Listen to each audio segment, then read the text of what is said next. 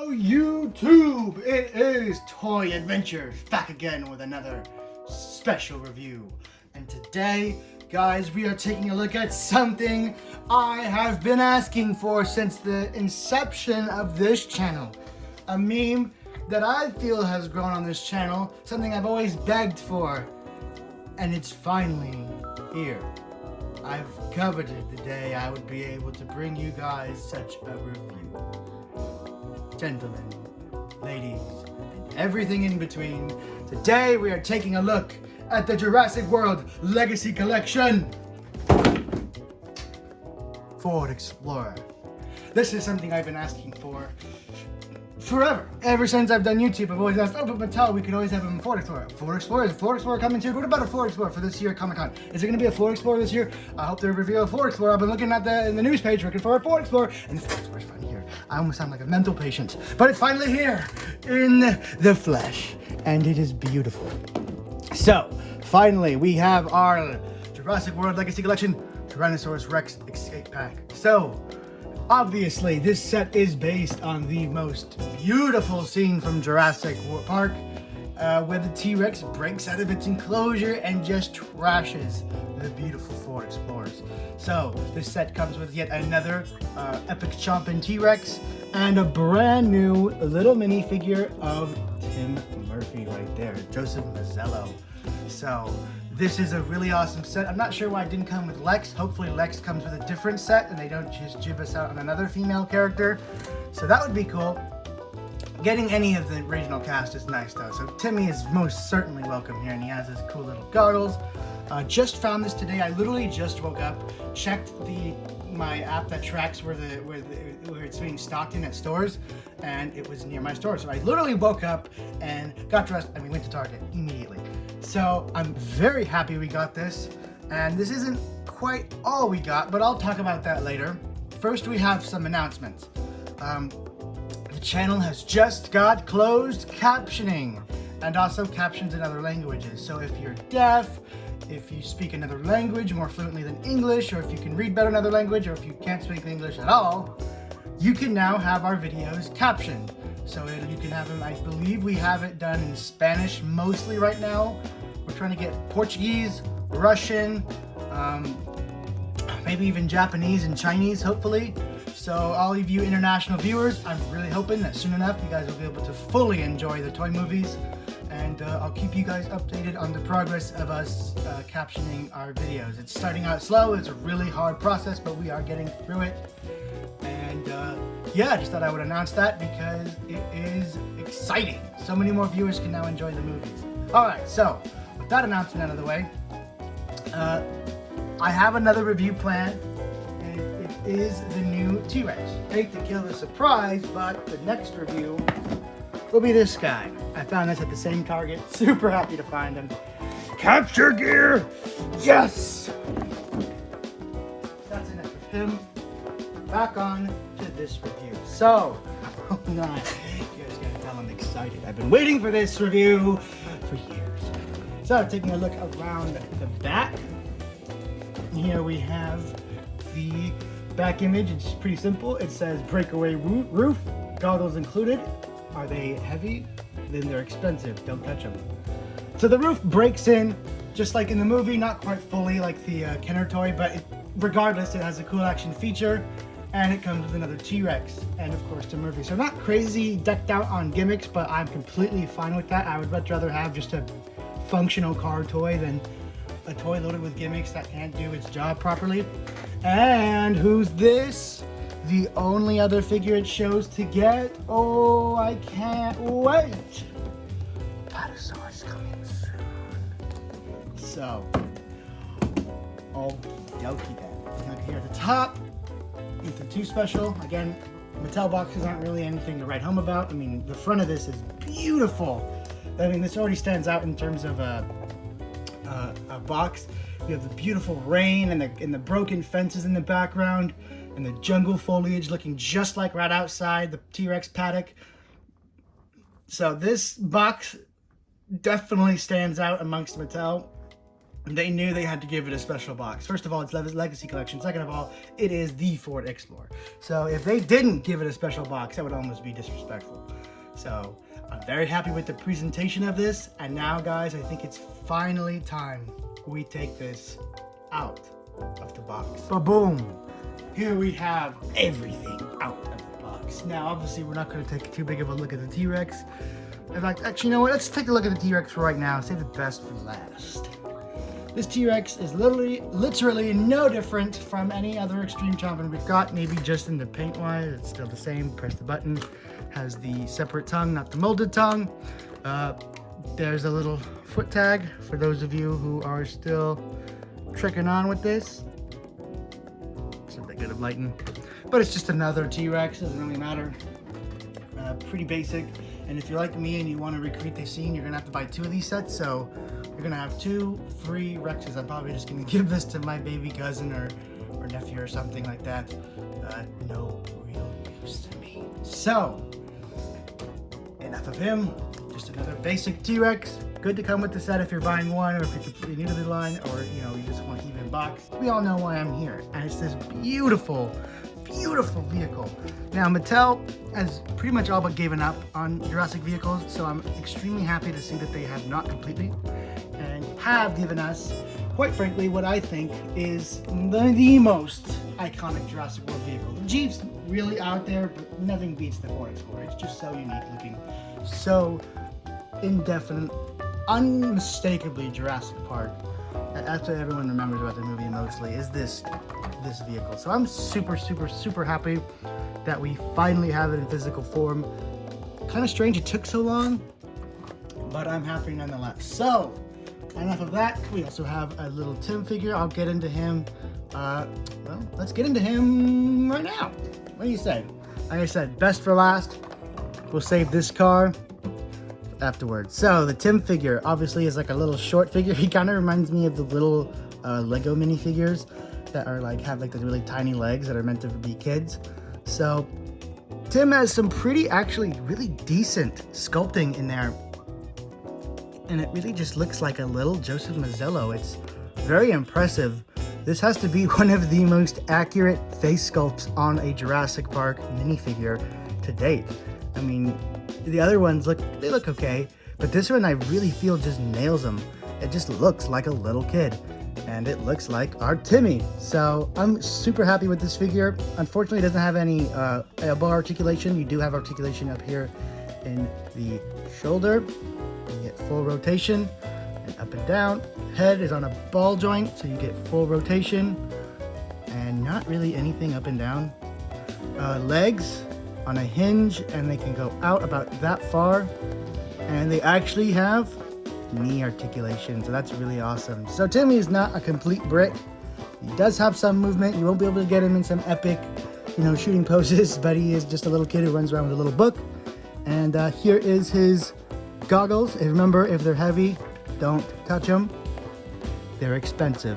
Put them on, boom, and now he is ready for Tom Clancy's Spec Ops: The Line. He's about to breach in on the Rex paddock, throw a flashbang in, take him out nice and quiet. Alright, so we're going to go ahead and do some size comparisons. And obviously we're going to start with the man this kid annoys the most, Dr. Grant. If you remember, he did read his book. Next up, Ellie Sattler. I don't know why she has her legs crossed. Gotta pee. Ellie Sattler, and then the old man, Grandpa. So here we have the main cast. I couldn't find Ian or Robert, so we'll just pretend they don't exist for right now. So here we have our heroes, and Timmy scales in pretty appropriately with them. Not too small, not too big. Definitely looks like he belongs.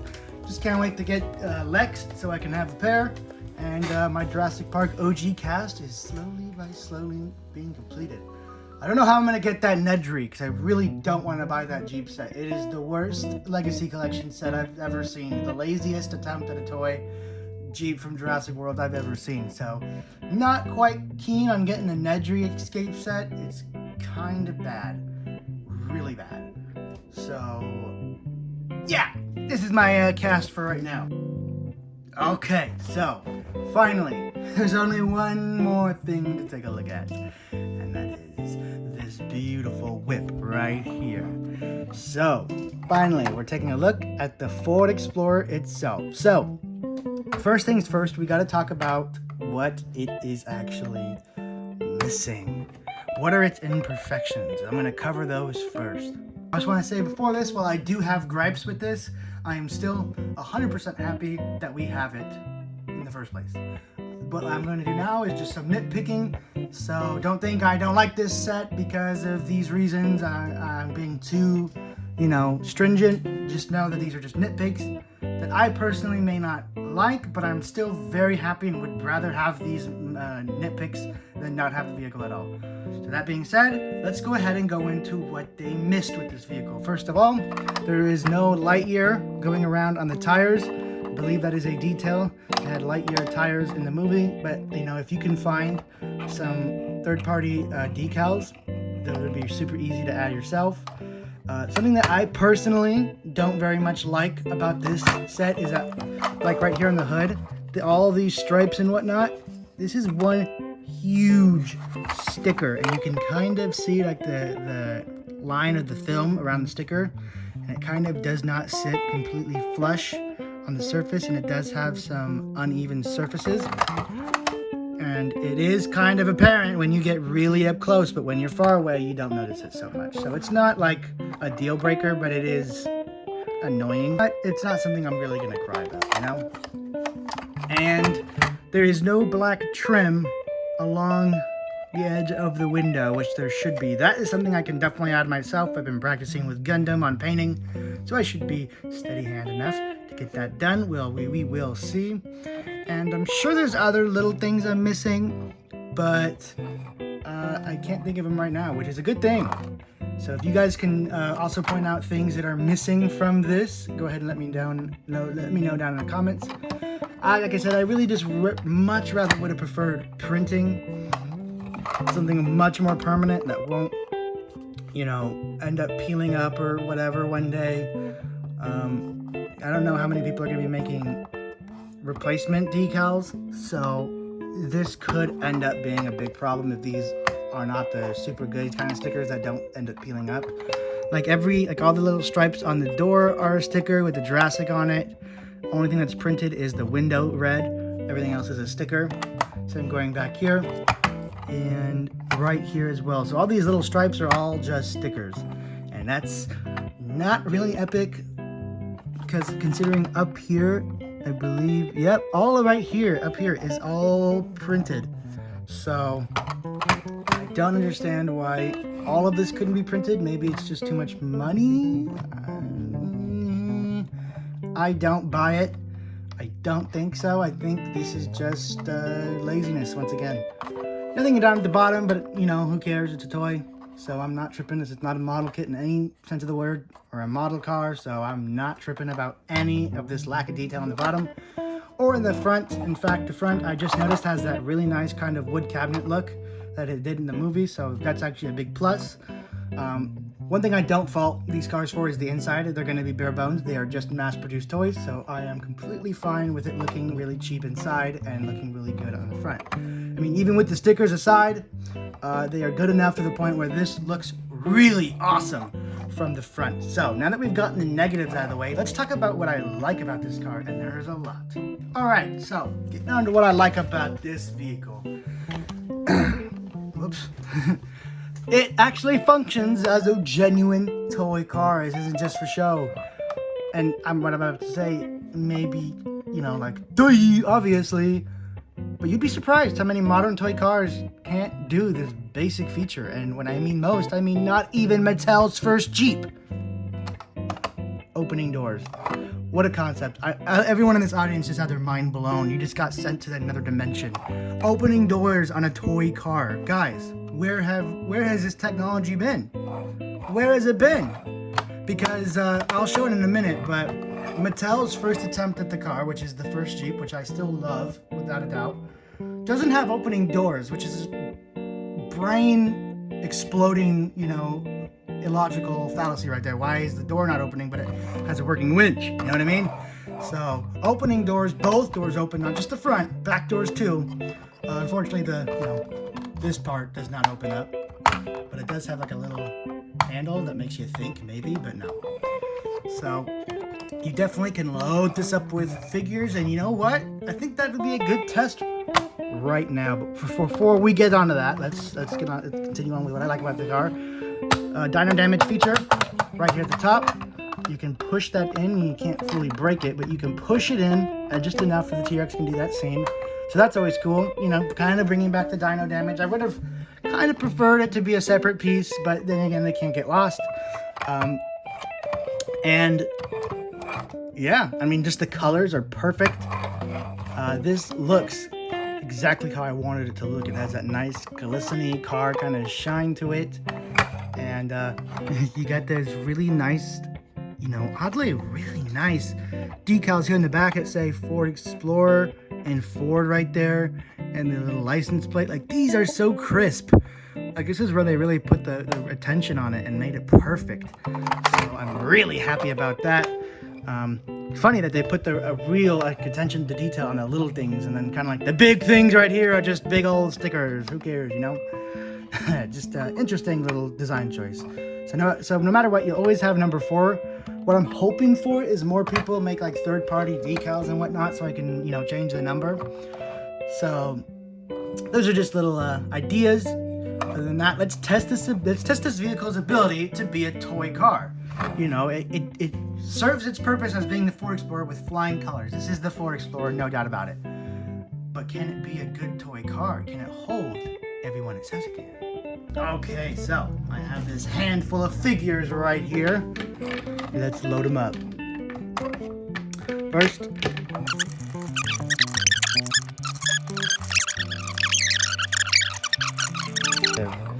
so Mattel figure-wise, you can fit a full 5 people, full seating in the Ford Explorer. It is a fully functional car. Unfortunately, you can't open the back, but I'm sure customizers will make that happen. If you could store a bunch of accessories back there. So now that I think about it, it is kind of a missed opportunity, Mattel. I know you probably won't ever re-release this, but if you do, I would suggest making this open so you can throw a bunch of figure accessories back there. That would have just made this so much better, for so much more carrying capacity, just to make this like those old-fashioned, you know, throw all your figures in the car and just throw all their accessories in there and just drive off, just like it used to be in the good old days. That's how action figure cars used to be. It used to be like a carrying dump. You toss all your figures in it, toss all your accessories in it, and go. They were specialized on holding everything. This one can certainly hold a bunch of figures, 5 of them in total, so every seat can be occupied fully. But, you know, it just kind of sucks that there's nothing in the back, considering that there was an important scene. That's where Timmy got his goggles from, right? And the flares. It would have been nice to recreate that. But as you can see, there's like poles in the back seat that kind of definitely prevent it from ever being used. So you have to be quite an intuitive customizer to ever get that to work. A bummer. Kind of a big one.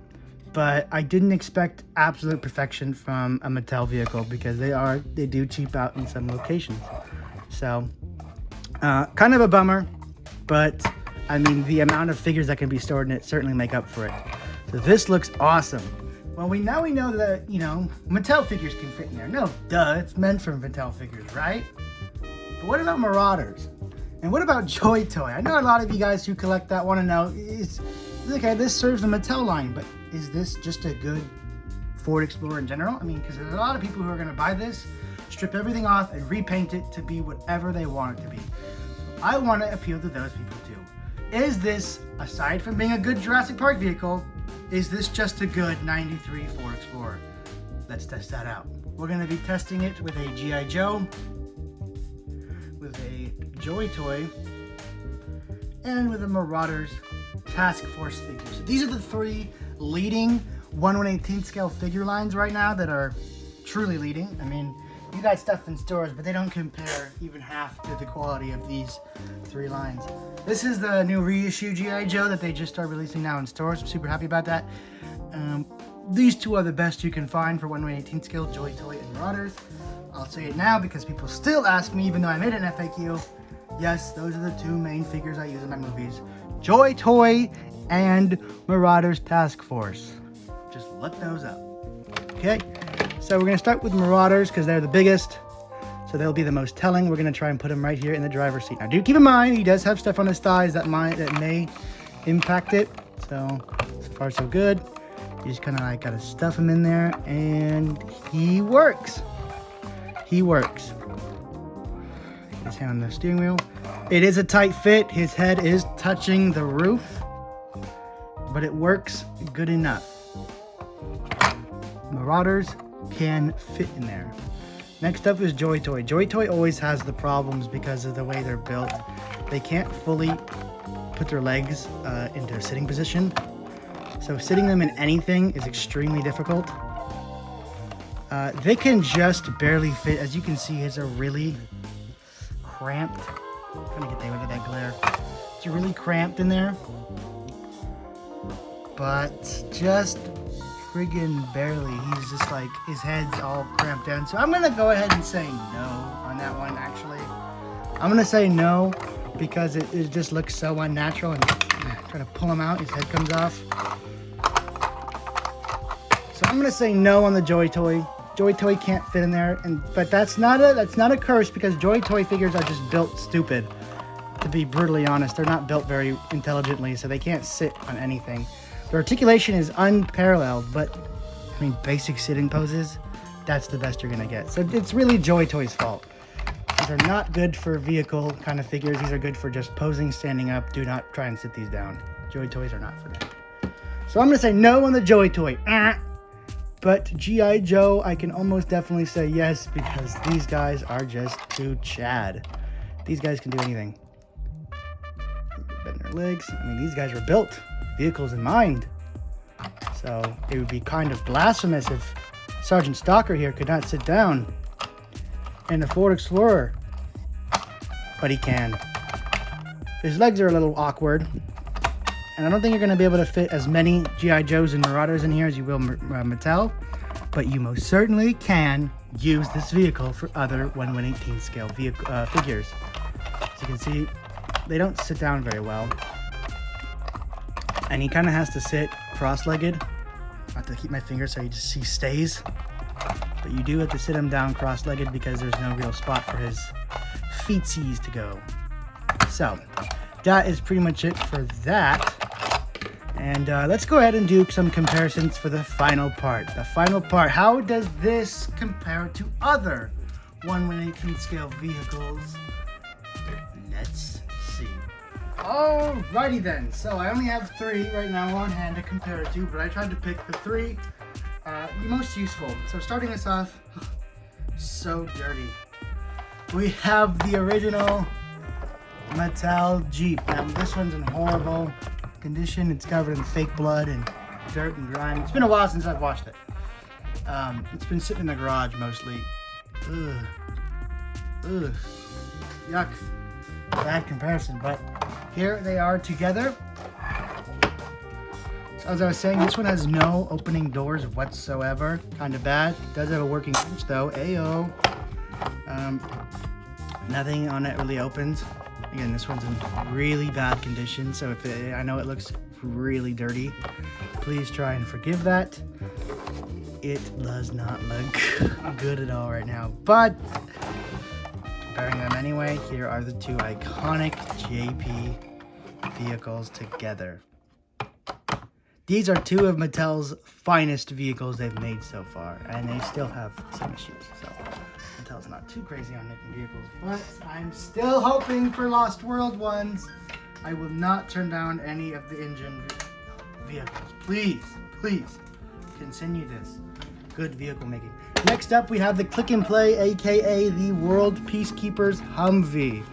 So this one is a bit taller? No, this one's taller just because of these no, never mind. This one's taller because of this piece. So this one is taller, it is bigger overall, but it is a Humvee. It's supposed to be a big old chunky military vehicle. This one's just dusty as hell. Again, these have been sitting in the garage for a while. Ugh, so dusty. But they do look good together, I guess. They don't really, you never really saw these two vehicles in the same scene. You never really saw this vehicle at all. This is kind of like my own custom one. So, cool to see that.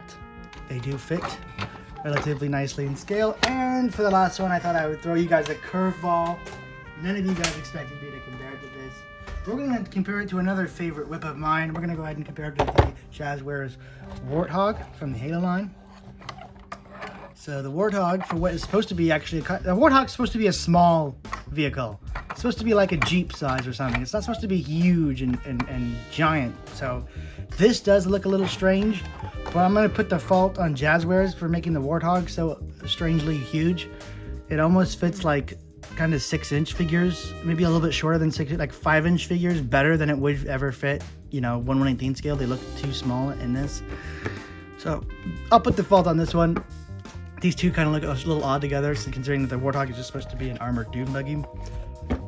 So, no, but wait, you can't end the video yet. You can't end the video yet. You didn't do a very important comparison. And you know what, my loyal viewers, I did not just drop it.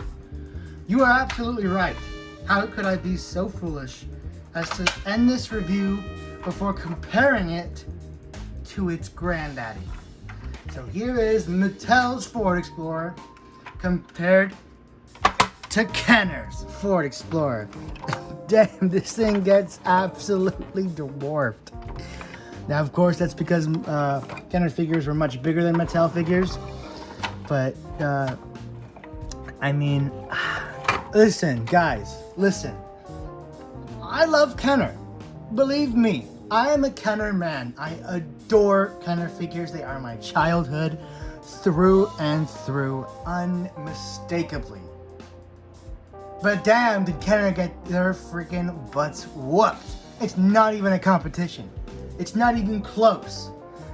This looks like a cheap dollar store toy compared to this. And I know that's heresy what I'm saying. It's heresy. But it's true. Come on, guys. Take off the nostalgia goggles. This served us very well for the years it did. It has a lot of cool action gimmicks. It can be torn apart, yada, yada, yada. But nowadays, we're talking nowadays in the modern toy industry, this is on par with some cheap toy you'd find at Walmart for like 10 bucks. This is not holding up. For a vintage toy, it is perfect because it's vintage, and so you're not expecting it to be up to par with the modern standards. But, and I mean, the colors are not even correct. They did get the black trim around the windows, I'll give them that. They did get the black trim right. But damn, did we get an upgrade. Goodness. I know, guys, I love Kenner. Kenner will always be OG in my opinion, but this is so much better. It's not even a competition. It's not even like close. It's just better. But there's the comparison. I thought I'd show you guys anyway. I know I'm going to get a lot of Kenner purists mad at me, but go kick rocks. You guys are just have nostalgia goggles on. That is it for that. And gentlemen and ladies, I believe that concludes the review. That's pretty much all I had to say. We took a look at Tim and we took a look at the Ford Explorer. The T-Rex, like I said before, is just a literal repack. So there is nothing of value to look at it. There's nothing new, there's nothing crazy, just a new, maybe even, not even a new paint scheme. So I don't need to even take a look at that. So that pretty much concludes this review. Kind of strange. I'm already done with the review of something I've been waiting for years to review, but here we are. It's a beautiful moment. Finally, we got to take a look at Mattel's crack at the Ford Explorer, and it was beautiful. Mattel, you've done an excellent job here. I'm super happy, and I really hope you guys continue with vehicles. I'm talking Lost World. I know I'm asking for a lot here, but I'm telling you guys it will sell just to make the mobile command center. Even people who aren't into Jurassic World will just want a dual militarized looking trailer park for their G.I. Joes as a headquarters, okay? It has big appeal. So, Mattel, big double thumbs up on this set. You guys did really good. And I really hope you guys don't give up on vehicles after that, because I really want to see some more classic Jurassic Park vehicles. Lost World is a treasure trove, a gold mine of awesome, awesome vehicles to take inspiration from. So I certainly hope they do that. But as for this gets 2 Toy Adventures thumbs up, seal of approval. Whatever else you want to say, this gets it. This has been the Legacy Collection Ford Explorer. Thank you guys so much for watching, and this has been Toy Adventures. Signing out. Peace, guys, and I'll see you on that T-Rex review in a few days. Peace!